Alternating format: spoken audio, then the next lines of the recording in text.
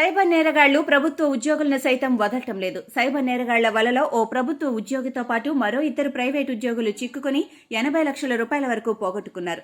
సంగారెడ్డి జిల్లా సైబర్ నేరగాళ్ల వలలో వేరువేరుగా ముగ్గురు బాధితులు చిక్కి 79 లక్షలు కోల్పోయి లబోదిబోమంటున్నారు.